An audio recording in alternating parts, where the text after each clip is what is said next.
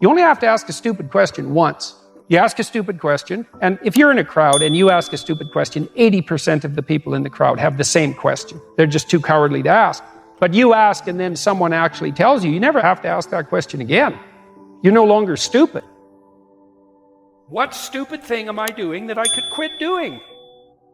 That I would quit doing? Because those aren't the same thing, right? Because you know there's stupid things that you're doing that you're just not going to quit doing because you like them. But there might be something on the edge there where you could stop that. If you want to know something about yourself, sit on your bed one night and say to yourself, you got to mean this, like you got to be desperate. This is no game, this. My life is not everything I want it to be, and perhaps it's not everything that I need it to be. And by need, I mean my life is so unbearable that the suffering that's attendant upon that is make me nihilistic, cynical, bitter, resentful, driving the proclivity to see evil everywhere except within my own heart. Like, these are problems, man. And you ask yourself, you sit on the bed and say, okay, man, I'm ready to learn something. What's one thing I'm doing wrong that I know I'm doing wrong, that I could fix, that I would fix? It's like, you meditate on that, you'll get an answer. And it won't be one you want, but it'll be the necessary one. You know, and it's often something that will point you to small things. Like, that works. You start making those micro improvements, like real micro improvements, real on the ground, actual micro improvements to things you know that are wrong, you'll improve unbelievably rapidly. The great people I know are brutally truthful to themselves and other people, and they have insanely adventurous lives.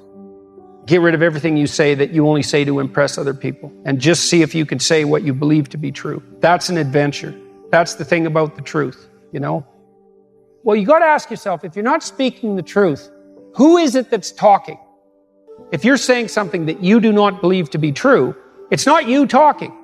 It's something else. It might be the part of you that wants to manipulate the other person into delivering what you think you want from them. Well, what is that spirit of manipulation that you've allowed to possess you? It's not you. Let's say you decide to live your whole life in that instrumental manner. You're going to craft your words like the student who says, well, I'm going to write what the professor wants to hear so I get the grade. It's like, well, you just turn yourself into that. Well, who is it that's doing that manipulating? It's not you, because those aren't your words. So even if you get the grade, it's not you that got the grade. It's the false you. It's the manipulative you. So you do that your whole life. You don't have your life. And then you think, well, God, that was a miserable life. I manipulated everybody. They were so damn stupid. They were sucked in by it. They're all contemptible. Everyone does it, you know, which they don't, by the way. And so that's a pathway to bitterness. Partly because if you're a manipulator and you use your language falsely, you don't live your own life. You live the life of whatever possesses you when you think it's you manipulating. And so you live the life of the spirit of manipulation. I think Pinocchio is a brilliant work of art. If you're a puppet and an actor, and Pinocchio is both at times in that movie, both a puppet and an actor. So why an actor? Like, why is there something wrong with being an actor? Well, the first question is, well, who sets your role? And then the second question is, who's pulling your strings? So you've put on this front that is there to make you popular and sexy and desirable and to mask from yourself your own inadequacies. But that's a role. Well, who wrote it? And for what purpose? And, you know, maybe you're acting out a tragedy. Maybe you're acting out Narcissus.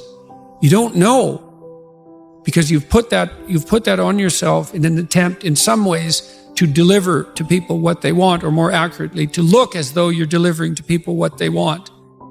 And it's not nothing to do that, right? Because at least you're attempting, in some sense, to adapt to the social world.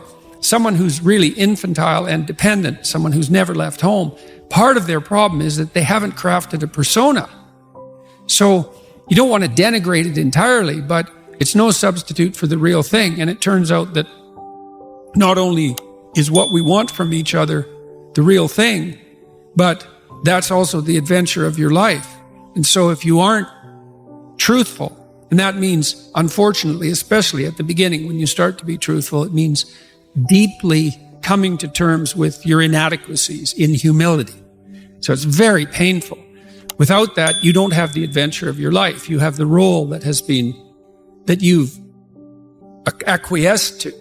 And that'll take all the meaning out of your life. Right? Imagine that the world was constituted so that the true adventure of your life emerged as a consequence of truth in speech and action. Because that would be reflective of the real you, so it would be you living.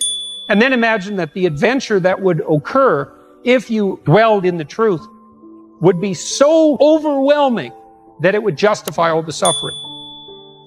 We're built to walk uphill. And when you reach the pinnacle of the hill, you want to stop and appreciate the vision, but the next thing you want is a higher hill in the distance, because it's the uphill climb that it's from the uphill climb that we derive our value. And I mean this technically. So almost all the positive emotion we feel, especially the emotion that fills us with enthusiasm, that's experienced in relationship to a goal. And so in some sense, you want a goal that you can never attain, right? So you can always move closer to the goal that recedes as you move towards it. You think, well, that's frustrating. It's like Sisyphus pushing the rock uphill. But it's not, because as you pursue that goal, you put yourself together and your life does get better and richer and more abundant. And that's why the highest levels of virtue and goal are in some sense transcendent. You want them to be above everything you're doing so you can continually move towards something that's more sublime and better.